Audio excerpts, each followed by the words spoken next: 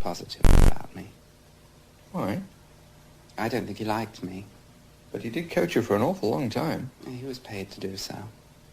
But you... And I was a very good pupil. I mean, let's face it. I was not exactly an embarrassment.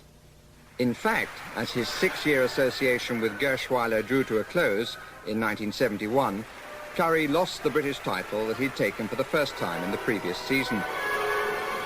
It was said that he hindered his chances by putting his own aesthetics first. But if the judges would not be persuaded, his artistic style was always in demand for the post-championship galas. It would be silly to go to that level of competition and expect that by doing purely artistic skating, skating beautifully to the music and so forth and so on, that you could win. That is not what competition skating is about, and I think I accepted that very well. I always did what was, if you will, the standard of my time. I did 3 triple jumps, and I did all the different jumps and spins and footworks and everything that one is supposed to do in a competition program. I was often told by judges that I didn't do those things because often when you watch skating you'll see someone do a very long preparation running backwards and then you'll see the jump, and that's very easy to spot. Well, I never thought that that was a particularly satisfying way to do it, so I tried to incorporate the jumps into a framework which was not just preparation, jump, but where the steps and the movements and so forth in a way concealed the preparation, because I think the jump is much more effective if one doesn't expect it.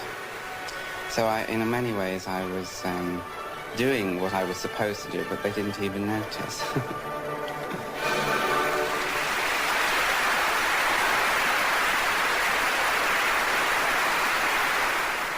How much do you feel that you were fighting the system? I think I was to quite a large extent, because I felt that I was working a whole year to recite a poem and then having to recite it to deaf people. It was my performance that I cared about. I didn't actually care that much about what the judges thought, or the marks they gave, because I knew that that was governed by what they were there to do as judges, which is to place their own skaters first, unfortunately. So I tried not to take it personally, but for instance, I was really, really upset with myself in Munich because I skated horribly. I was ghastly. And I wasn't upset that I dropped to 7th place after coming 4th the year before. I was upset that I had allowed myself to give such a miserable performance.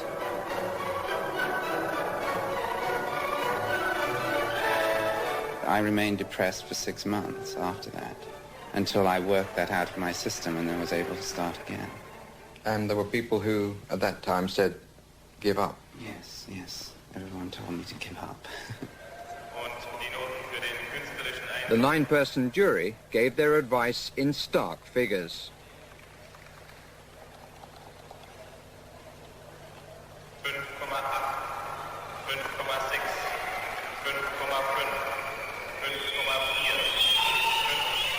For all the hostility to their verdict by the crowd, for a skater to recover from such a falling grace was thought impossible.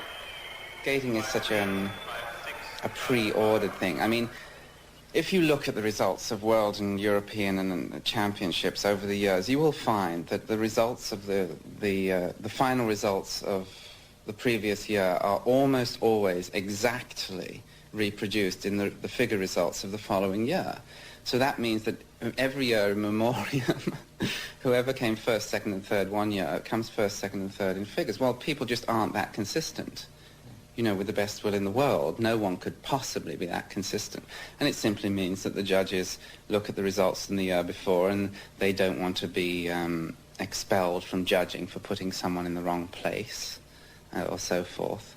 So they simply perpetuate it. So you're saying that when they look at the tracings, they ignore the wobble?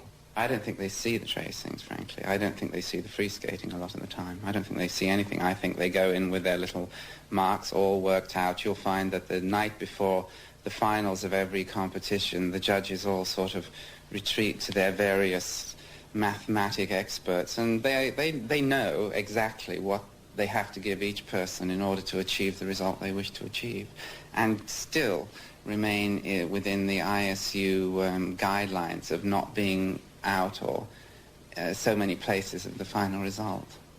You appreciate that what you're actually saying is that skating is corrupt. Yes, it is. The one thing I will say, however, that if someone is sufficiently good, they will win eventually. But the whole system is very, very corrupt. There's this thing of trading one thing for another. For instance, America or Canada or any other country in the world may have a particularly strong entry in the ice dancing or the pair skating, and they may have a quite strong entry in the ladies. So they will go to a judge from another country and say, look, we really want this ice dancing medal. If we are prepared to let you drop our girl out, and we will pay you back in some other way by giving you this, by getting your boy a medal. We'll back your boy if you back our ice dancers, kind of thing. And, you know, it's very hard to be excited about that. Is that theory, John, or could you substantiate that? It's absolutely true. Looking down on this vast bowl, the Union Jack, carried by Britain's outstanding hope for a medal in these games, the European skating champion, John Curry. Being asked to carry the flag was for Curry a true honour, one which has stayed longer than the attainment of the gold medal, for which he prepared with such resolution. For the last year, I really conditioned myself. I thought, I'm going to live like an athlete, I'm going to be an athlete, I'm going to train like an athlete, and I'm going to, you know, put myself into that mode of being, if you will. And I had so geared myself to winning. You know, I saw myself doing it all the time in my mind's eye. I saw myself doing it.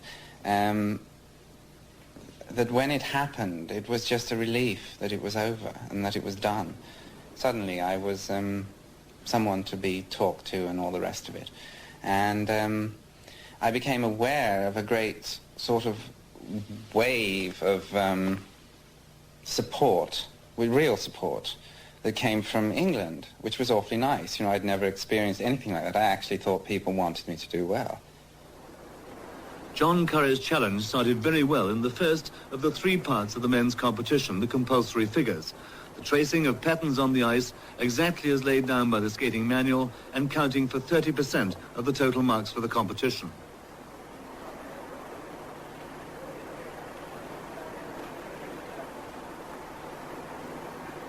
Compulsory figures are the basis on which good skaters are made.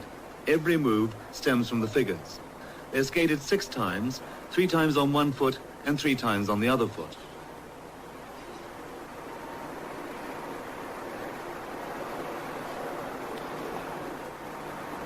Curry finished second in the compulsory figures and approached his short program with total conviction.